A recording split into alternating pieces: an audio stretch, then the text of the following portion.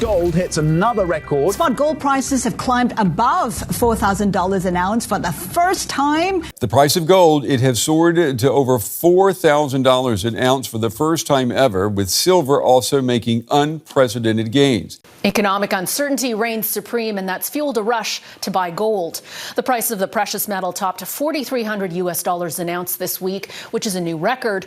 Why gold is suddenly shining brighter than ever before? Isn't it? I just stole this from the I saw you swipe it. There's only 7 cameras on me.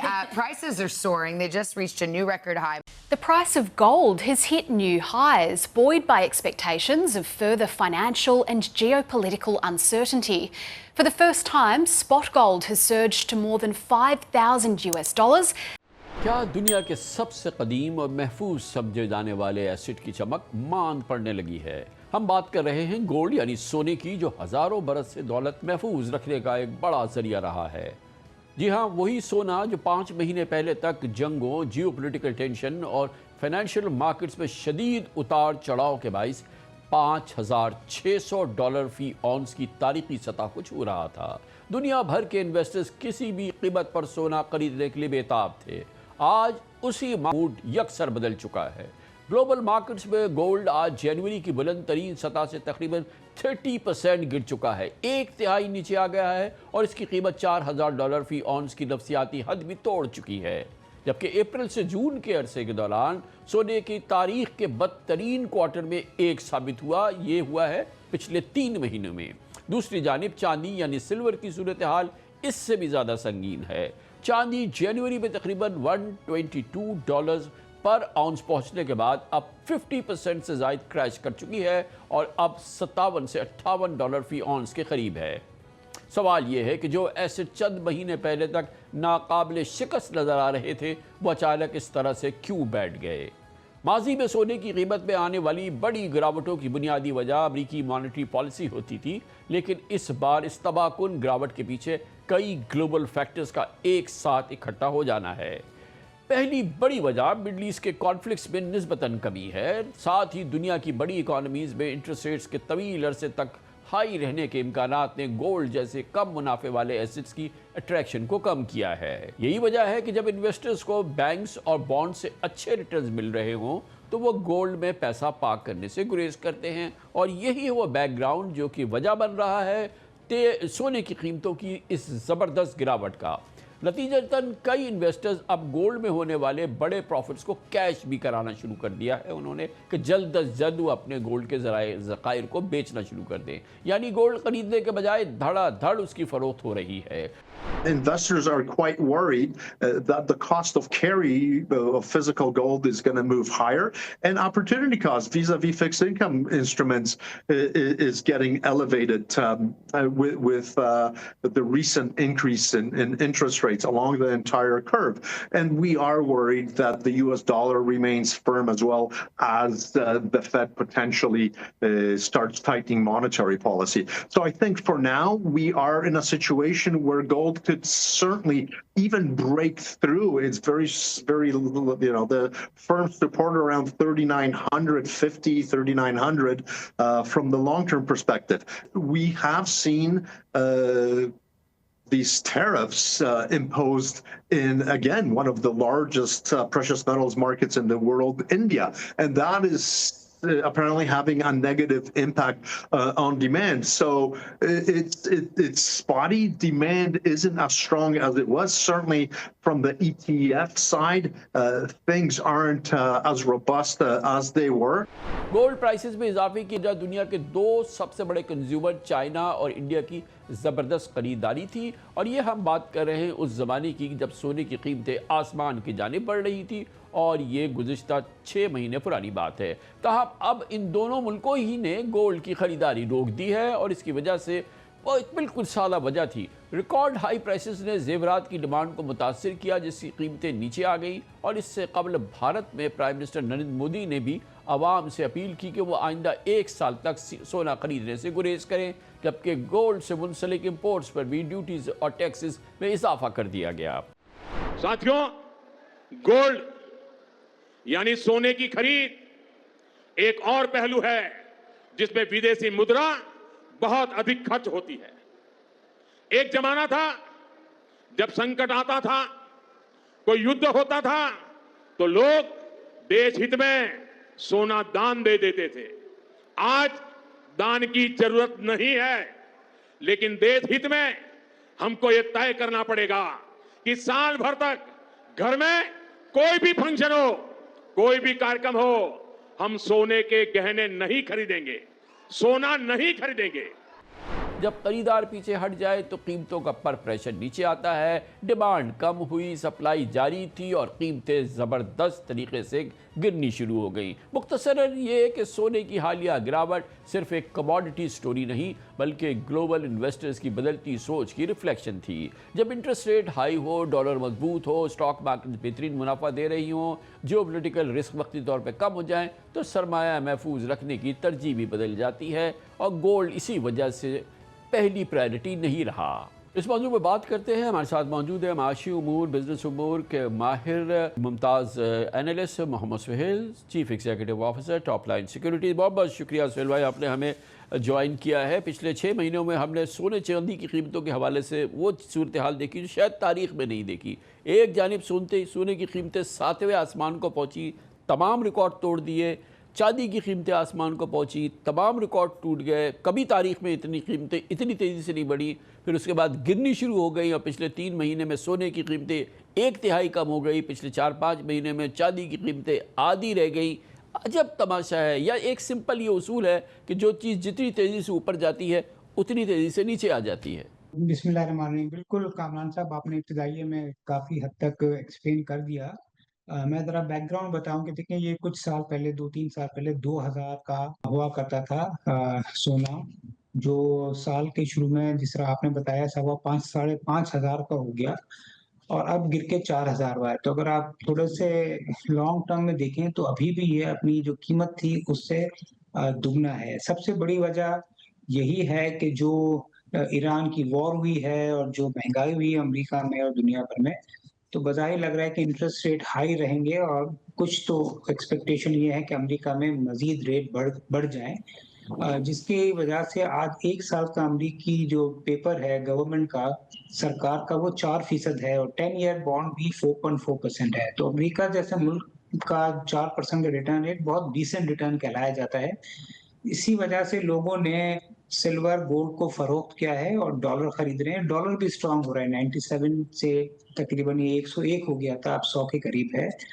तो जो पैसा है fixed income से fixed income में जा रहा है क्योंकि वहाँ रिटर्न अच्छा है। दूसरा, जिस तरह आपने कहा कि बहुत सारी जो बड़ी इकोनॉमीज थी जिनका डॉलर से एतमाद कम हो रहा था, चाइना बिलखुसूस, उसने भी अपनी बाइंग स्लो की है क्योंकि उसने भी देखा है कि 2-3 साल में इसकी कीमत दुगनी से भी ज्यादा हो गई थी। मगर एक जो इंटरेस्टिंग चीज है जो आपने कहा कि जो जिस चीज को बढ़ना होता है वो गिरती है, ये कोविड के बाद से जब से डिजिटाइजेशन दुनिया भर में शुरू हुई है और ये न्यू जनरेशन आई है, तो चीजें बहुत तेजी से बढ़ जाती हैं और बहुत तेजी से गिर जाती हैं, जिसको हम भेड़ चाल कहते हैं। यही चीज हमने जो गोल्ड और सिल्वर में देखी, कुछ अर्से पहले बिटकॉइन में भी देखी कि उसका रेट भी आधा हो गया है।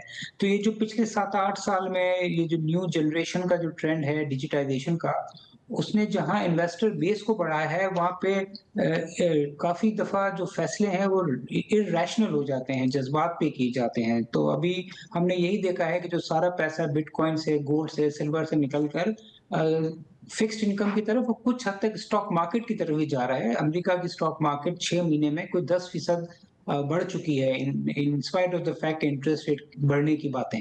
सुहेल साहब, ये बताइएगा कि जो सोने की कीमतें गिरने की वजूहात हैं, जिस तेज़ी से ये गिरी हैं, 1/3 जो है गिर चुकी है इस क्वार्टर के अंदर, तो इसमें एक बड़ी वजह ये बताई जाती है कि जो इन्वेस्टर्स थे उन्होंने जब देखा कि जंग शुरू हुई है, और जंग जब शुरू होती है तो ये बिल्कुल पता था कि मिडल ईस्ट की जंग है, इसमें तेल की कीमतें बहुत बढ़ेंगी।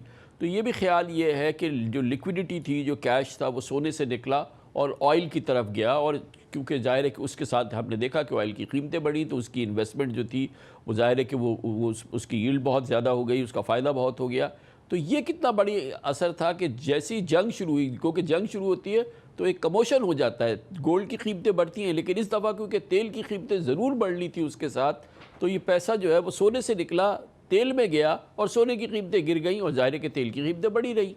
देखिए, ये बिल्कुल हुआ और ये थोड़ा एब्नॉर्मल है क्योंकि जब भी हालात खराब होते हैं तो गोल्ड को सिन कहा जाता है। मतलब जब भी हालात दुनिया में खराब होते हैं, अनसर्टेनिटी होती है तो लोग जो है करेंसी से, स्टॉक मार्केट से निकल के गोल्ड की तरफ जाते हैं। मगर इस दफा आपने जो कहा वो सही है कि लोग ऑयल की तरफ गए क्योंकि ये मिडिल ईस्ट का क्राइसिस था और स्टेट ऑफ हुर्मुज जो है उससे जो तेल आना वो रुक गया था।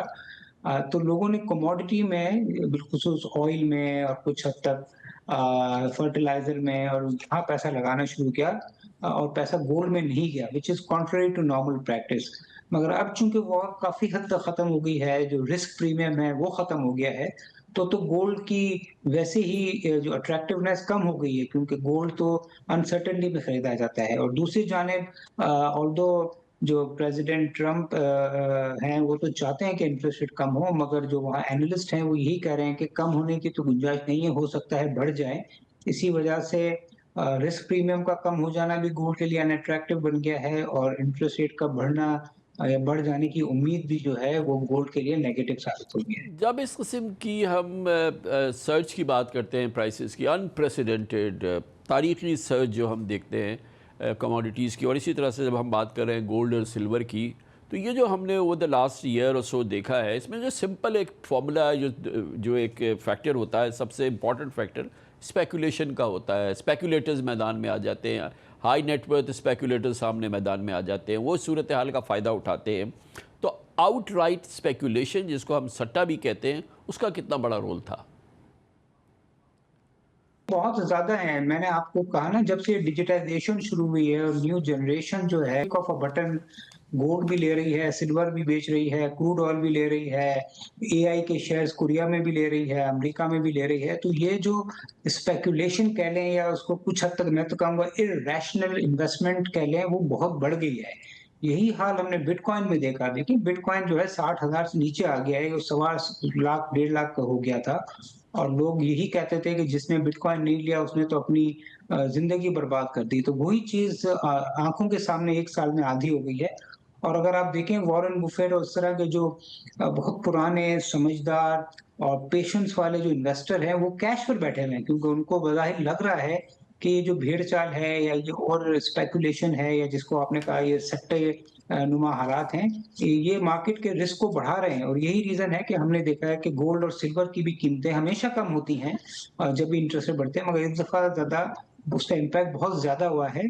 कोई 28-30% कुछ माह में गोल्ड गिर गया है, जो मुझे लगता है कि बहुत कम ऐसा होता रहा है। तो इसकी रीजन यही है कि ओवर ट्रेडिंग, ओवर स्पेकुलेशन और इरैशनल डिसीजन मेकिंग ना सिर्फ पाकिस्तान में बल्कि हर जगह हो रही है। और ये गोल्ड बाइंग में हमने एक क्रेज़ देखा जो कि शायद इससे पहले कभी ना देखा हो। ये हालत हमने देखी ख़ासतौर पे इंडिया वगैरह के अंदर कि वो इतना सोना ख़रीदा गया, इतना सोना ख़रीदा गया कि वो अवेलेबल नहीं था, दुकानें सराफा बंद हो रहे थे। और फिर ये तक कैफियत आई कि कुछ शायद ब्लैक में सोना बिक रहा था।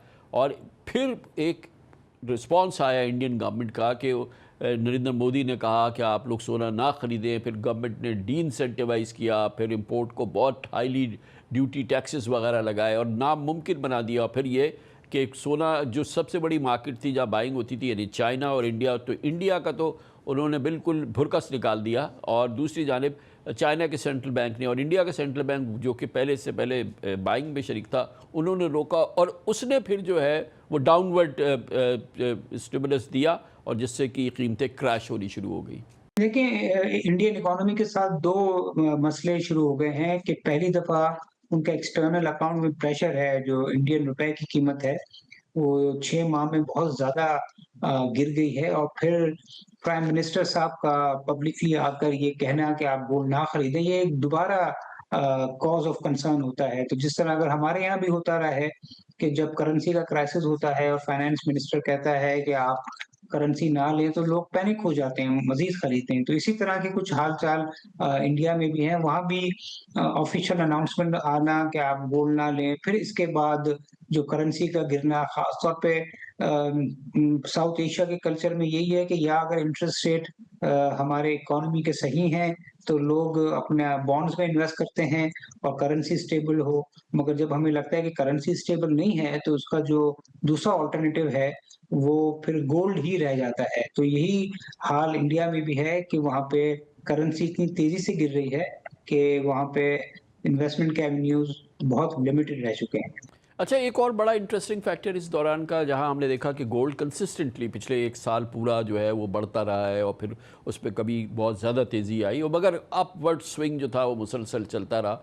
इसी दौरान फिर हमने देखा कि वो तेज़ी जो है वो मुंतकिल हुई गोल्ड से सिल्वर की तरफ और फिर सिल्वर जो है वो तेज़ी से बढ़ने लगा, इतना बढ़ने लगा कि एक आम आदमी भी जो है वो निकल पड़ा चांदी ख़रीदने के लिए। पाकिस्तान में बल्कि दूसरे मुल्कों में भी ऐसा हो रहा था। ये एक अजब सी पूरी सूरत हाल पैदा हुई। फिर हमने देखा कि जब सोना गिरने से पहले हमने देखा कि चांदी की कीमत गिरनी हुई और सोना जो है वो आहिस्ता आहिस्ता गिरा, गो कि 1/3 अपनी वैल्यू पीक से खो चुका है। चांदी आधी से ज़्यादा कम हो गई इसी दौरान। ये अपवर्ड स्विंग और फिर ये मैसिव डाउनवर्ड स्विंग, ये सोना चांदी का खेल जो हुआ पिछले पूरे एक साल, इस पर नज़र डालें।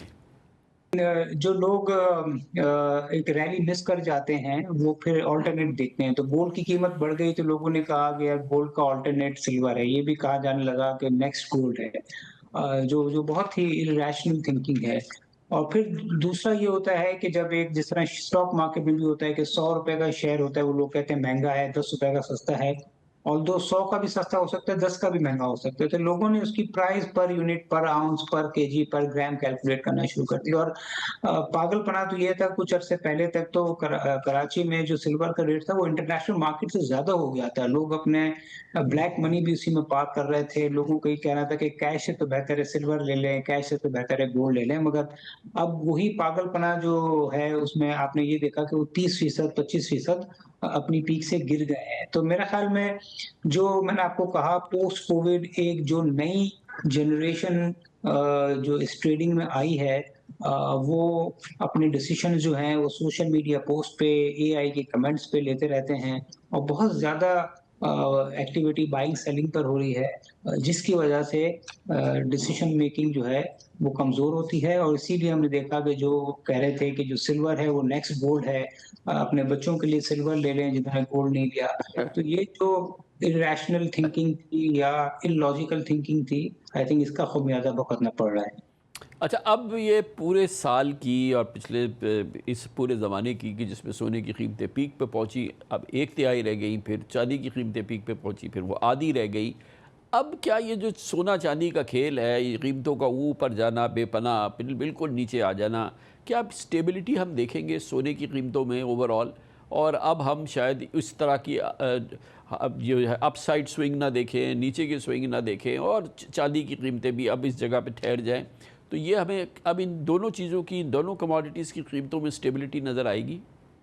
अगर अमेरिका में 4% एक साल का रेट है, 10 साल का रेट 4.5% है, तो इन रेट्स पर तो बड़ी इकोनॉमी के जाहिर बात है वहाँ सबसे अमीर लोग भी वही हैं, सबसे बड़े फंड्स भी वही हैं। तो उनके लिए तो कोई बहुत ज्यादा अट्रैक्टिवनेस नहीं है कि इतने ज्यादा इंटरेस्ट रेट पे आप एक मेटल खरीदें। प्लस बज़ाहिर यही लग रहा है कि ये ईरान की जो वॉर है ये खत्म हो रही है, या कम से कम इसमें वो ज्यादा इंटेंसिटी नहीं रही है, इंटेंसिटी नहीं रहेगी, और इवेंचुअली जो है हालात नॉर्मल हो जाएंगे। छोटी मोटी झड़पें तो होती रहेंगी। तो जब वॉर प्रीमियम भी नहीं है, इंटरेस्ट रेट भी हाई हैं, तो एक रैशनल थिंकिंग तो यही कहती है कि या तो फिक्स्ड इनकम में पैसा लगाया जाए, या जो एक नया बूम आ रहा है एआई में या टेक्नोलॉजी में, उसमें पैसा लगाया जाए। तो बज़ाहिर तो लग रहा है कि ये जो मेटल्स हैं सिल्वर, गोल्ड, शॉर्ट टर्म में तो अंडर प्रेशर रहेंगे।